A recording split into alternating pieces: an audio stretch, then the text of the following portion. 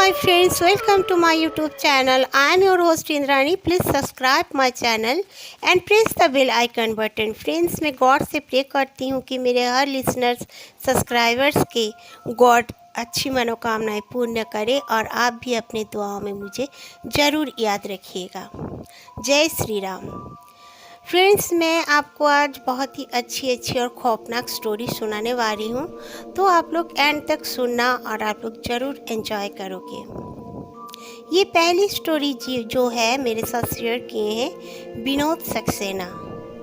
विनोद कहते हैं कि मैं एक पुलिस में जॉब करने वाला एक इंसान हूँ। मेरा बहुत ही ट्रांसफर होते रहता है। इसी तरह हमारा जो ज़मीन था घर बनाने के लिए वहाँ पे पापा ने घर बनाना चालू कर दिया। करीब 1.5 महीना ही हुआ होगा वहाँ पे घर बन रहा था और मेरे पापा का अचानक से अनजान मृत्यु हो जाने की वजह से वो घर बनना भी बंद हो गया। मेरी माँ और मेरे छोटी बहन और एक भाई थे। मेरे पापा चले जाने के बाद मेरी माँ और मेरे 2 भाई बहन बहुत छोटे होने की वजह से काफ़ी बेसहारा टाइप के हो गए। तो मैं यही सोचता रहा कि मैं उसी सिटी में अपना ट्रांसफ़र करा लूँ जहाँ पे मेरे फैमिली रहते हैं। मैंने कोशिश करना चालू कर दिया कि मैं वही सिटी में ट्रांसफ़र हो जाऊँ, पर मेरा तब तक नहीं हो रहा था। फिर मम्मी ने कहा कि बहुत ही मुश्किल बात है, कितना दिन किराया के घर में हम लोग रहेंगे, अपना घर बनाना फिर से चालू कर दिया मम्मी ने। मैं भी वहाँ पर चला गया। मैं भी बीच बीच में चला जाता था मम्मी के पास कि मम्मी की मदद हो जाएगी मैं जाने से। इसी तरह करते करते हमारा घर पूरा बन गया। इस तरह हमारा घर कंस्ट्रक्शन हुआ था। जो नीचे में जो ग्राउंड फ्लोर्स थे वहाँ पर बड़ा सा हॉल रूम बन गया था। पापा भी उसी तरह बना रहे थे और वहाँ पे बस 2 ही कमरे थे और वॉशरूम था और बड़ी सी एक किचन थी। और ऊपर जो हमने फर्स्ट फ्लोर को बनाया था वहाँ पे करीब बहुत ही खूबसूरत और ज़्यादा बड़े नहीं, छोटे टाइप का ही 4 कमरे बनाए गए थे। बट हमारे वॉशरूम किचन सब नीचे ही थे, क्योंकि हम लोगों ने ये नहीं सोचा कि रेंट पे हम देंगे, उस पर्पस में हम लोग घर नहीं बनाए। फिर उस घर में शिफ्ट होने के लिए मम्मी ने कहा मुझे फिर से आने के लिए। मैं चला आया मम्मी और मेरे भाई बहन के पास। आने के बाद हम लोगों ने सारा सामान अपना घर में पूजा पाठ करवाया थोड़ा बहुत। बाद में फुर्सत से अच्छी तरह से पूजा पाठ कराएंगे सोचे, और अपना अपना सामान लेके हम लोग उस घर में शिफ्ट हो गए। सुकून भी दिल पे था कि अपना घर अपना छत के नीचे हम लोग आ गए हैं। इसी तरह वो घर के आजू बाजू में ज़्यादा कंस्ट्रक्शन नहीं हुए थे। वो ज़मीन इस तरह जगह पे था जो रेल का जो पटरी होता है वो कुछ सामने ही था। हम अगर छत पे खड़े हो जाएंगे तो हमें बिल्कुल दिखेगा वो पटरी।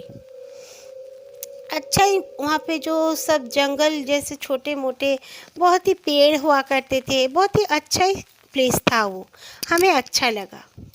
हम लोग गए, जिस दिन गए उस दिन काफ़ी थके हारे थे, हम लोग सो गए। ठीक रात के कोई पहर मुझे जैसे नीचे से मम्मी की बहुत ज़ोर ज़ोर से चीखने की आवाज़ आने लगी। मम्मी मुझे बुला रही थी ज़ोर ज़ोर से, विनोद विनोद इधर आ मेरे मदद कर। मैं ये सुनना था कि मैं धम से उठ गया। उठ के मैं जब अपना डोर ओपन करके, मैं फर्स्ट फ्लोर में सोया था, मेरे 2 भाई बहन मम्मी भी फर्स्ट फ्लोर में ही सोई थी। नीचे के रूम में हम लोगों ने ऐसा कुछ सेटिंग ही नहीं की थी कि वहाँ पर हम लोग रहेंगे, कोई गेस्ट वगैरह आएंगे तो वो यूज़ होगा। इस तरह हम लोग रूम को छोड़ रखा था। मैं जब नीचे जाने लगा तो अचानक से मेरे पीछे से मेरी मम्मी ने मुझे पकड़ लिया। मैं देख के अचंभा हो गया कि मम्मी तो मुझे नीचे से बुला रही है, फिर ये कौन है। मम्मी ने मुझे उंगली के इशारे से अपने मुंह बंद करने के लिए कहा और कहा हमारे कमरे में आ जा। मैं उनके कमरे में आ गई तो मैंने मम्मी से जब पूछा मम्मी नीचे कौन चीख रहा है, तब तक चिल्लाई जा रही थी, मतलब मेरी मम्मी नीचे से जैसे विनोद विनोद इधर आ। मैं बहुत ही कंफ्यूजन में हो गया कि ये कैसे हो सकता है। मम्मी तो मेरे को यहाँ पर खींच के लाई, भाई बहन भी सो रहे हैं, और फिर नीचे कौन चीख रहा है। मम्मी ने कहा कि मैं वहाँ पर जा रही थी, मैंने भी सुना, तेरे से पहले मैं ही नीचे जाने वाली थी। फिर मैंने देखा वहाँ पर काफ़ी लंबे कद की एक औरत बहुत ही भयानक दिखने वाली, जली हुई चेहरे वाली एक औरत हमारे वहाँ पर घूम फिर रही है। ये देखकर मैं अपना लौट आई कमरे में। फिर तू जा रहा था, मैं वेट कर रहा था, तू दूसरे कमरे में है बोलकर कि तुझे कोई सुनाई दे और तू नीचे न चला जाए। तो मैंने कहा ये क्या मामला है? बोला मुझे भी कुछ नहीं मालूम बेटा, ये तो हमारा पहला ही दिन है यहाँ पर। ऐसा अगर होगा तो हम रहेंगे कैसे? फिर इस तरह हो जाने के बाद धीरे धीरे वो औरत की आवाज़ आनी बंद हो गई। फिर मैं और मेरे मम्मी हम लोग बहुत ही साहस के साथ गए। तब 4 बज चुके थे, भोर के 4 बजे हुए थे। हम लोगों ने इधर उधर देखा, बाहर में जो एंटर करने का जो दरवाज़ा था वो भी बाकायदा बंद थी, खुली भी नहीं थी। वहाँ पे कोई भी खिड़की विड़की कुछ भी खुला नहीं था। ये सोचकर हम दोनों ही थोड़ा सा डर गए। फिर मम्मी ने कहा ऐसे क्या हुआ क्या पता। फिर रात हुई। रात होने के बाद मुझे तो अपने जॉब प्लेस में भी जाना था। मैं किस तरह इन लोग को छोड़ के चला जाऊंगा। मैं सोचने लगा कि ये क्या घर है भाई, हमारा नया नया घर बना और ये सब क्या शुरू हो गया। फिर हम लोग सोने लगे। मम्मी ने कहा मुझे भी कि तू भी हमारे कमरे में ही सो जा। मैं वहीं पे नीचे गद्दा बिछाकर मम्मी लोग के कमरे में ही सो गया। फिर उसी तरह रात को जैसे लग रहा था हमारे कमरे के बाहर कोई पायल पहनकर मुसलसल चले जा रहा है, इधर से उधर उधर से इधर। करीब करीब 1 घंटा ये काम होता रहा, फिर अचानक से बंद हो गया। मैं और मम्मी हमेशा देखते सुनते महसूस करते, लेकिन मेरे भाई बहन को कुछ नहीं पता था और हम लोग उनसे कहना भी नहीं चाहते थे क्योंकि वो लोग डर जाते। फिर मम्मी ने कहा चलो एक पंडित से हम लोग मिल कर आते हैं। मैंने अपनी और भी छुट्टी बढ़ा ली और 10 दिन की छुट्टी मैंने ले ली। फिर मम्मी और मैं हम दोनों ये दोनों स्कूल जब चले गए, मैं और मम्मी चले गए एक बाबा के पास।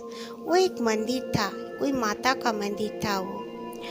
वो मंदिर से वो बाबा को हम लोगों ने सब कुछ बताया जो इससे से हमारा घर बना। हमने वहाँ पे शिफ्ट करने के बाद इस तरह हमारे साथ हो रहा है। तो बाबा ने कहा मैं तो थोड़ा सा कुछ कर देता हूँ, दे देता हूँ, अगर और प्रॉब्लम हो तो फिर से मुझे बता देना। उन्होंने अपना एक फ़ोन नंबर भी हमें दिया, उनका कोई शिष्य का। तो हम लोगों ने बहुत विनती की कि नहीं बाबा आप हमारे साथ चलो, हम लोग बहुत ही मुसीबत में हैं। तो वो बाबा फिर मान गए, बोले ठीक है चलो मैं चलता हूँ। हमारे साथ वो बाबा आते आते करीब करीब दोपहर हो चुका था। मम्मी ने कुछ खाना पानी भी नहीं बनाया था, तो मैंने सादा खाना ही बाहर से ले लिया। लेकर हम लोग आ गए। बाबा इधर उधर देखे। बाबा ने कहा मैं पानी भी नहीं पीऊँगा तुम्हारे घर में, क्योंकि आज मुझे अगर पूजा करना पड़े तो मैं पूजा करके ही जाऊँगा। वो इधर उधर सब देखे, छत पे भी गए, नीचे के कमरे में फिर लौट आए। फिर उन्होंने कहा तुम्हारा जो ग्राउंड फ्लोर है, किचन के जो बाजू में वो पेड़ है, उस पेड़ में एक चुड़ैल का वास है। तो हम दोनों तो काफ़ी डर गए, मम्मी और मैं। मतलब वो चुड़ैल जो है वो एक जामुन का पेड़ था। वो चुड़ैल जो है यहाँ पर बहुत साल से वो रहती है, इसीलिए घर बनने के बाद वो इसी घर में सोच रही है कि अपना बसेरा बना लेगी, इसीलिए वो आई थी। बाकी तुम लोग को नुकसान भी ये दे सकती है फ्यूचर में, ऐसा नहीं कि नहीं देगी। तो मम्मी ने कहा कि ये हम जो जामुन का पेड़ है ये क्या कटाना पड़ेगा? तो बोले नहीं कभी नहीं, ये खुद से गिरेगा तो ही गिरेगा, काटो वाटो मत इसे। मैं यहाँ पे तुम्हारे घर के चारों तरफ हिसार कर देता हूँ और फिर इस पेड़ पे ही मैं वो चुड़ैल को बांध देता हूँ। कहकर बाबा जी ने काफ़ी समय तक पूजा पाठ किया। करते करते शाम के 7 बज गए। पूजा पाठ करने के बाद उन्होंने उस पेड़ में कुछ धागा वागा बांधा। उसके बाद वो कील वील कुछ ठोके, फिर हमें भी कुछ ताबीज़ दे दिए हम चारों के लिए। फिर कहा कि और तुम लोग के सामने वो आएगी भी नहीं और कभी भी वो तुम्हारे घर में भी नहीं आएगी। ये पूजा पाठ होने के बाद बाबा घर चले गए। हम लोग सो गए सब कोई।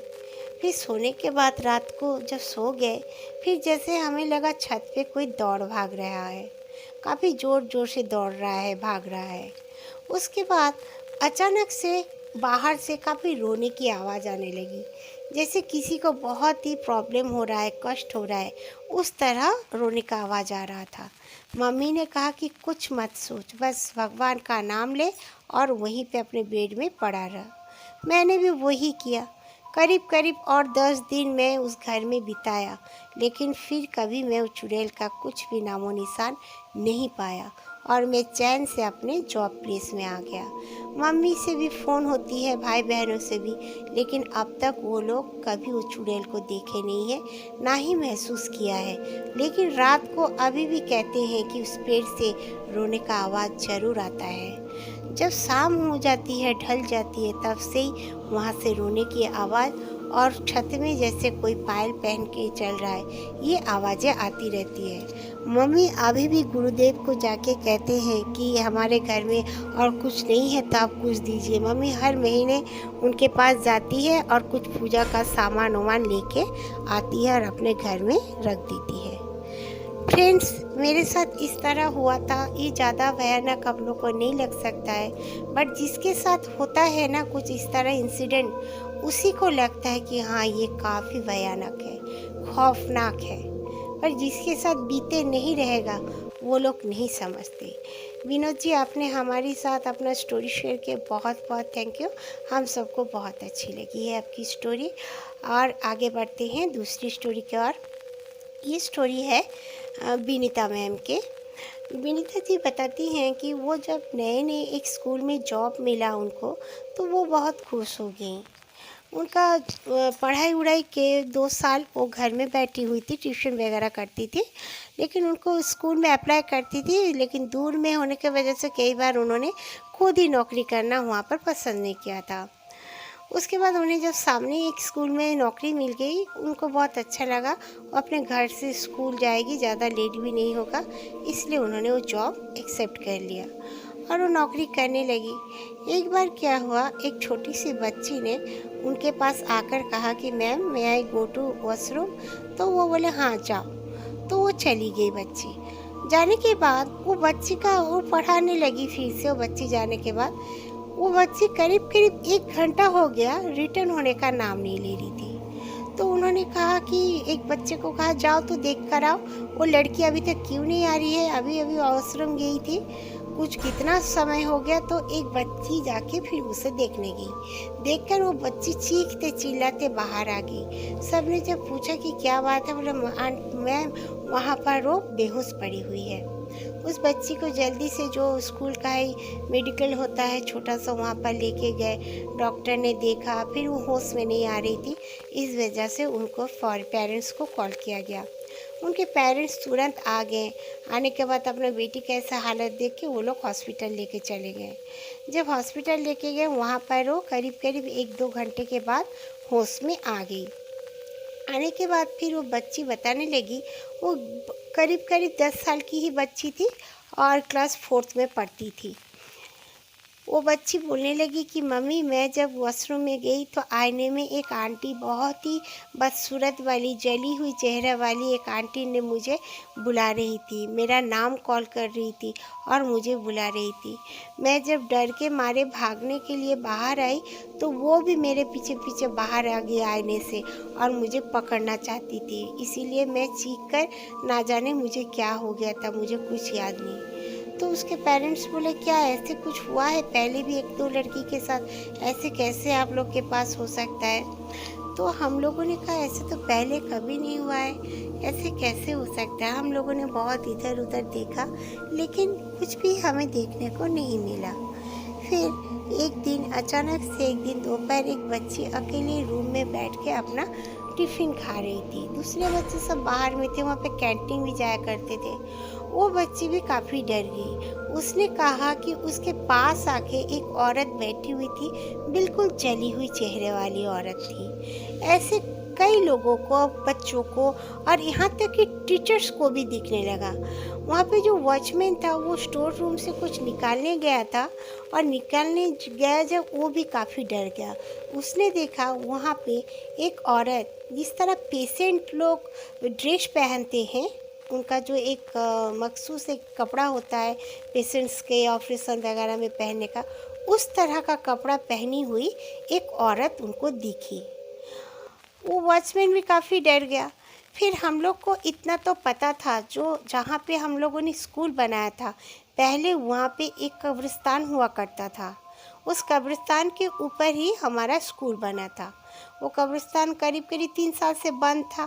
फिर वो ज़मीन को खरीद कर हमारे स्कूल डिपार्टमेंट ने उस वहाँ पे बनाए थे।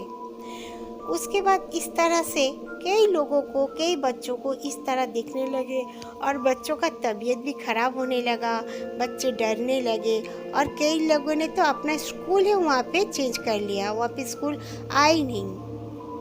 इसलिए हमें भी प्रॉब्लम होने लगी। तब हमारे जो हेड थे और स्कूल का ऑनर भी थे, उन्होंने कहा कि यहाँ से स्कूल हम दूसरी जगह शिफ्ट करना ही पड़ेगा। बहुत ही लॉस भी था उनका, लेकिन क्या करें, उनको वहीं पे कुछ दूर पे ही उनका ही ज़मीन था, जितना कुछ दूर पे उन्होंने दूसरी बिल्डिंग बना ली। उस बिल्डिंग में इस तरह इंसिडेंट तो कभी नहीं हुआ है, बट जो बिल्डिंग हमने छोड़ दिया है अभी वो एबेंडेड बन गया है। उस बिल्डिंग से दोपहर के समय में भी जैसे ऐसे लगता है कि उस अंदर में बच्चे खेल रहे हों, बहुत सारे बच्चे हल्ला मचाकर खेल रहे हों, लेकिन कोई जाकर देखने का साहस नहीं पाते। इस तरह होते होते करीब करीब 1.5 साल 2 साल इस तरह सब कुछ सुनने में आया। कोई कोई तो देखते थे कि बच्चे छत पे खड़े होके नीचे झांक रहे हैं, ऐसे भी देखते थे। उस बिल्डिंग को तोड़ दिया गया। तोड़ने के बाद, उसको पूरा डिस्ट्रॉय कर देने के बाद, उसके बाद और कोई प्रॉब्लम फेस नहीं हुआ हम सब के साथ, ना ही हमारे बिल्डिंग में और ना ही वो टूटी हुई बिल्डिंग में, और हमने कभी कुछ देखा। Okay, thank you friends. अगर आप लोगों को मेरी स्टोरीज अच्छी लगे तो लाइक कर देना और मेरे चैनल को ज़रूर से ज़रूर सब्सक्राइब करना। एंड और एक बात है फ्रेंड्स, आप लोग अगर अपना स्टोरी मेरे साथ शेयर करना चाहते हो तो ज़रूर कहना। Take care my friends.